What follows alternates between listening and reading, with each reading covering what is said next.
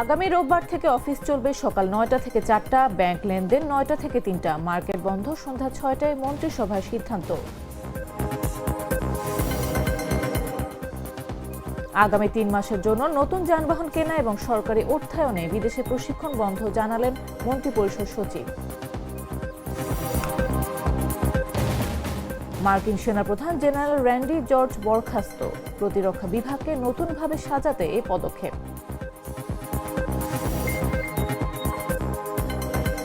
ইসরায়েলকে লক্ষ্য করে নতুন ক্ষেপণাস্ত্র ছুড়ল ইরান, হামলা প্রতিহতে আকাশ প্রতিরক্ষা ব্যবস্থা সক্রিয় দাবি ইসরায়েলের। এবং টাকা নিয়েও কেরালায় ফুটবল ম্যাচ খেলতে না আসায় আর্জেন্টিনার বিরুদ্ধে প্রতারণার অভিযোগ, ক্রীড়ামন্ত্রী চাইলেন ক্ষতিপূরণ।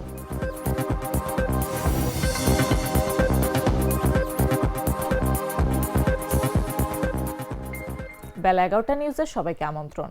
সাথে আছে আমি নাফিস আব্দুল্লাহ। মশলা বদলে ফেলেছি, এবার আপনিও বদলে ফেলুন। একবার প্রাণ গুঁড়া মশলা ব্যবহার করেই দেখুন।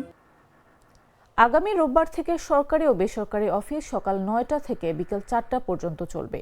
একই সঙ্গে জরুরি প্রয়োজন ছাড়া শুক্রবার থেকে সন্ধ্যা ৬টার পর মার্কেট বন্ধ রাখার নির্দেশ দেওয়া হয়েছে। সেই সঙ্গে নতুন সিদ্ধান্ত অনুযায়ী এখন থেকে ব্যাংকিং লেনদেন চলবে সকাল ৯টা থেকে বিকেল ৩টা পর্যন্ত এবং ব্যাংক বন্ধ হবে বিকেল ৪টায়।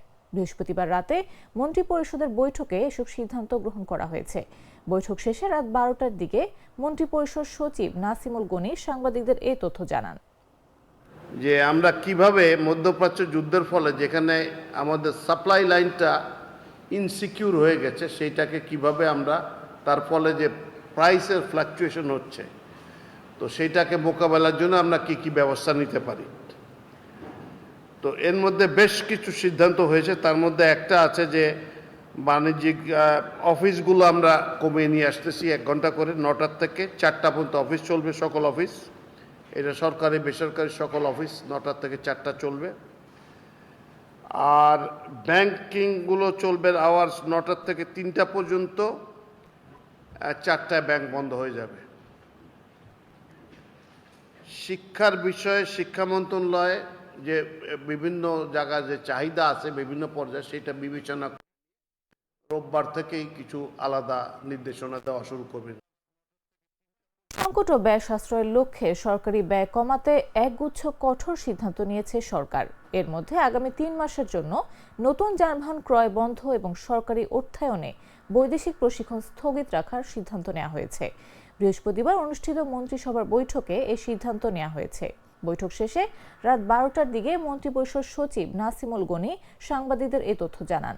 মন্ত্রিপরিষদ সচিব বলেন, এই সময় সরকারি কোনো নতুন যানবাহন, জলযান বা আকাশযান ক্রয় করা হবে না। পাশাপাশি কম্পিউটার সহ অন্যান্য সরঞ্জাম কেনাও বন্ধ রাখা হবে। সরকারি কিছু ব্যয় হ্রাস কমানো হচ্ছে। আগামী 3 মাস পর্যন্ত সরকারি কোনো নতুন যানবাহন ক্রয় করা হবে না, কোনো জলযান ক্রয় করা হবে না, কোনো আকাশযান ক্রয় করা হবে না, কোনো কম্পিউটার সামগ্রী ক্রয় করা হবে না। এছাড়া অভ্যন্তরীণ প্রশিক্ষণ যেগুলো আছে সেগুলো 50% বন্ধ করা হয়েছে, যে 50% কমিয়ে নিয়ে আসা হয়েছে। সরকারি অর্থায়নের সকল বৈদেশিক প্রশিক্ষণ বন্ধ করা হয়েছে পুনরাদেশ না দেওয়া পর্যন্ত। এছাড়া সভা সেমিনারে আপ্যায়ন ব্যয় 50% হ্রাস করা হয়েছে। জ্বালানি, বিদ্যুৎ, গ্যাস এই খাতে আমাদের যে ব্যয়টা হতো সরকারের সেটা। ট্রান্সপারেন্সি ইন্টারন্যাশনাল বাংলাদেশ টিআইবির দুর্নীতি বিষয়ক অনুসন্ধানী সাংবাদিকতা ফেলোশিপ 2025 পেয়েছেন জাগো নিউজের জ্যেষ্ঠ প্রতিবেদক সালাউদ্দিন জসিম সহ 5 জন অনুসন্ধানী সাংবাদিক। বৃহস্পতিবার রাজধানীর ধানমন্ডিতে সংস্থাটির কার্যালয়ে তাদের হাতে ক্রেস্ট ও সনদ তুলে দেওয়া হয়। গেল বছর দুর্নীতি বিষয়ক অনুসন্ধানী সাংবাদিকতা ফেলোশিপ 2025-এর জন্য সাংবাদিকদের কাছ থেকে প্রস্তাব আহ্বান করে টিআইবি। সেখানকার 27 প্রস্তাবকারীর সরাসরি সাক্ষাৎকার নিয়ে 5 জনকে চূড়ান্ত করা হয়। অক্টোবর থেকে ডিসেম্বর 3 মাস মেন্টরদের অধীনে কাজ করে স্ব গণমাধ্যমে সংবাদ প্রকাশ করেন তারা। গত বছরের 29 ও 30 ডিসেম্বর জাগো নিউজ 2 পর্বে নিউজ ছাপে। এগুলো হলো ফ্রি মেশিনে চুরির কারখানা এবং প্রশাসন ভেন্ডর মিলেমিশে লুটপাট। সবশেষে সেই দীর্ঘ কর্মের স্বীকৃতি স্বরূপ অনুসন্ধানী সাংবাদিকদের আনুষ্ঠানিক ক্রেস্ট ও সনদ তুলে দেওয়া হয়। এর আগে ঘোষিত পুরস্কার মূল্যের 1 লাখ টাকা করে দেওয়া হয়েছে।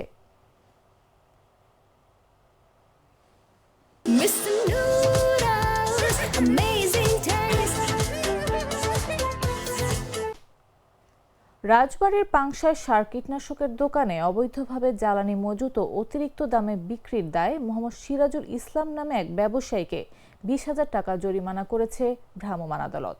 বৃহস্পতিবার রাত 7টায় উপজেলার বাগদুলি বাজারে ভ্রাম্যমাণ আদালত পরিচালনা করেন সহকারী কমিশনার সাদ আহমেদ। অভিযুক্ত মোহাম্মদ সিরাজুল ইসলাম দীর্ঘদিন ধরে বাগদুলি বাজারে সাইদুল ব্রাদার্স এন্টারপ্রাইজ নামে একটা ব্যবসা প্রতিষ্ঠান পরিচালনা করে আসছিলেন। সেখানে সার কীটনাশক বিক্রির পাশাপাশি জ্বালানি তেল বিক্রি করেন। ভ্রাম্যমাণ আদালত সূত্রে জানা যায়, সিরাজুল ইসলাম বিভিন্ন স্থান থেকে ডিজেল সংগ্রহ করে এলাকার কৃষকদের কাছে অতিরিক্ত দামে বিক্রি করতেন। এমন অভিযোগে প্রেক্ষিতে অভিযান চালায় ভ্রাম্যমাণ আদালত। এ সময় দোকান থেকে 183 লিটার ডিজেল জব্দ করা হয়। এ বিষয়ে সহকারী কমিশনার ভূমি সাদ আহমেদ বলেন, সিরাজুল ইসলামের বিরুদ্ধে প্রতি লিটার ডিজেল 160 টাকা দরে বিক্রির সত্যতা পাওয়া গেছে। সেই সঙ্গে তিনি তেল বিক্রির বৈধ কাগজ দেখাতে পারেননি।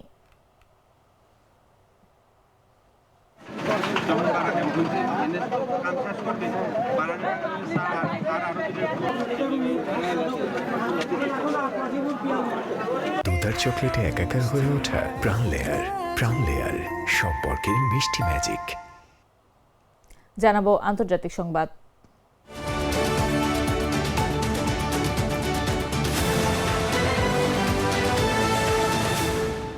মার্কিন সেনাপ্রধান জেনারেল র্যান্ডি জর্জকে বরখাস্ত করেছেন প্রতিরক্ষা মন্ত্রী পিট হেগসেথ। পেন্টাগনের শীর্ষ পর্যায়ে বড় ধরনের রদবদলের অংশ হিসেবে স্থানীয় সময় বৃহস্পতিবার তাকে বরখাস্ত করা হয়। যুক্তরাষ্ট্রের প্রতিরক্ষা দপ্তরের 2 কর্মকর্তা ও এক সংশ্লিষ্ট ব্যক্তি রয়টার্সকে এ তথ্য নিশ্চিত করেন। রয়টার্সের প্রতিবেদনে বলা হয়, পিট হেগসেথ প্রতিরক্ষা বিভাগকে নতুনভাবে সাজাতে দ্রুত পদক্ষেপ নিয়েছেন। তিনি প্রেসিডেন্ট ডোনাল্ড ট্রাম্পের জাতীয় নিরাপত্তা এজেন্ডা বাস্তবায়ন করতে চান। সে কারণে জেনারেল এবং অ্যাডমিরালদের বরখাস্ত করছেন। তবে জেনারেল জর্জের হঠাৎ বিদায়ের কোনো সুনির্দিষ্ট কারণ না জানালেও পেন্টাগন বিষয়টিকে অবসর হিসেবে উল্লেখ করেছে, যদিও তার মেয়াদ আরও 1 বছরের বেশি সময় বাকি ছিল।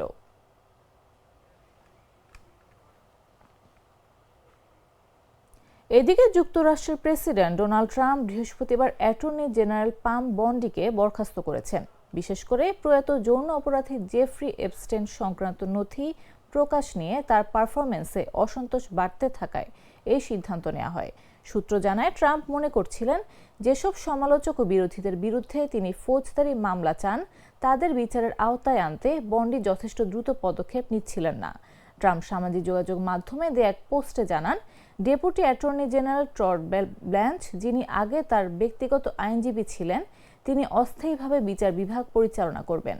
ওই পোস্টে ট্রাম্প বন্ডিকে মহান দেশপ্রেমিক ও বিশ্বস্ত বন্ধু হিসেবে উল্লেখ করেন ও বলেন, তার নেতৃত্বে অপরাধ দমনে বড় ধরনের অভিযান পরিচালিত হয়েছে। তিনি আরও জানান, বন্ডি শিগগিরই বেসরকারি খাতে নতুন দায়িত্বে যাবেন, তবে বিস্তারিত কিছু বলেননি। নিজের সামাজিক যোগাযোগ মাধ্যমে বন্ডি লিখেছেন, যুক্তরাষ্ট্রকে আরও নিরাপদ ও সুরক্ষিত করতে প্রেসিডেন্ট ট্রাম্পের ঐতিহাসিক ও সফল প্রচেষ্টার নেতৃত্ব দেয়া তার জীবনের সবচেয়ে বড় সম্মান। আগামী 1 মাস তিনি দায়িত্ব হস্তান্তরের কাজ করবেন বলেও জানান তিনি।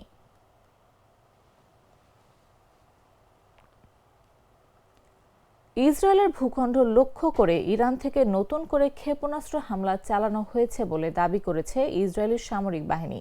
এক বিবৃতিতে সামরিক বাহিনী জানায়, এই হামলা প্রতিহত করতে ও ক্ষেপণাস্ত্রগুলো ভূপাতিত করতে তাদের আকাশ প্রতিরক্ষা ব্যবস্থা সক্রিয়ভাবে কাজ করছে। এই হামলার আগে পারস্য উপসাগরের কেশম দ্বীপের দক্ষিণে শত্রুপক্ষের একটি যুদ্ধ বিমান ভূপাতিত করার দাবি করে ইরানের ইসলামী বিপ্লব গার্ড আইআরজিসি। দেশটির রাষ্ট্রীয় সংবাদ মাধ্যমে বরাতে এ তথ্য জানা যায়। আইআরজিসি জানায়, তাদের আকাশ প্রতিরক্ষা ব্যবস্থা সফলভাবে যুদ্ধ বিমানটিকে লক্ষ্যবস্তু করেছে। তবে উড়োজাহাজটি ঠিক কোন দেশের বিবৃতিতে তার সুনির্দিষ্টভাবে জানানো হয়নি। বিবৃতিতে আরও বলা হয়, ক্ষেপণাস্ত্রের আঘাতে বিধ্বস্ত হওয়ার পর যুদ্ধ বিমানটি হেনগাম ও কেশব দ্বীপের মধ্যবর্তী উপসাগরে গিয়ে পড়ে।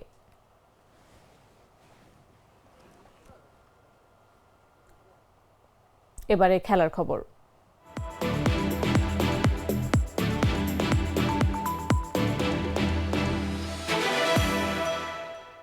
গুরুতর অভিযোগ উঠেছে আর্জেন্টিনার জাতীয় ফুটবল দলের ওপর।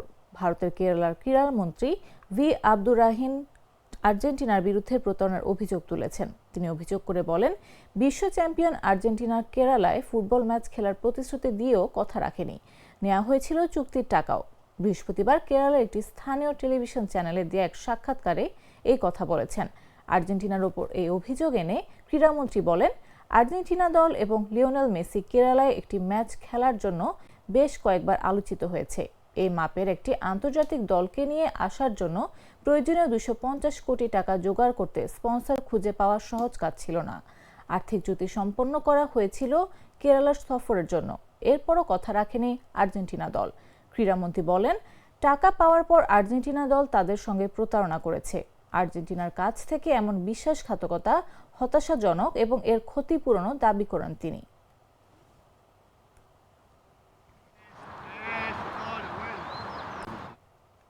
সংবাদ শেষ করার আগে শিরোনামগুলো জানিয়ে দিচ্ছি আরো একবার।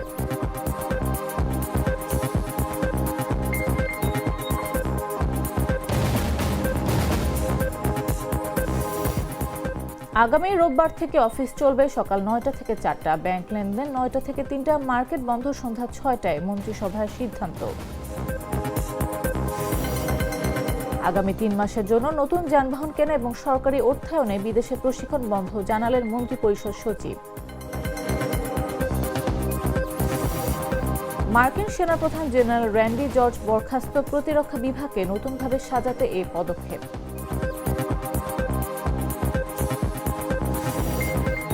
ইসরায়েলকে লক্ষ্য করে নতুন ক্ষেপণাস্ত্র ছুড়ল ইরান, হামলা প্রতিহতে আকাশ প্রতিরক্ষা ব্যবস্থা সক্রিয়, দাবি ইসরায়েলের।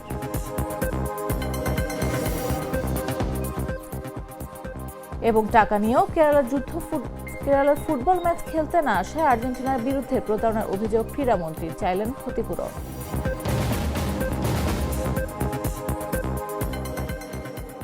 দর্শক, এই ছিল এখনকার মতো। এরপর দেখবেন দুপুর 1টা নিউজ। প্রতি মুহূর্তে সর্বশেষ খবর পেতে ভিজিট করুন jagonews24.com, ফলো করুন আমাদের ভেরিফাইড ফেসবুক পেজ এবং সাবস্ক্রাইব করুন জাগো নিউজের ইউটিউব চ্যানেল। এতক্ষণ সাথে থাকার জন্য ধন্যবাদ সবাইকে।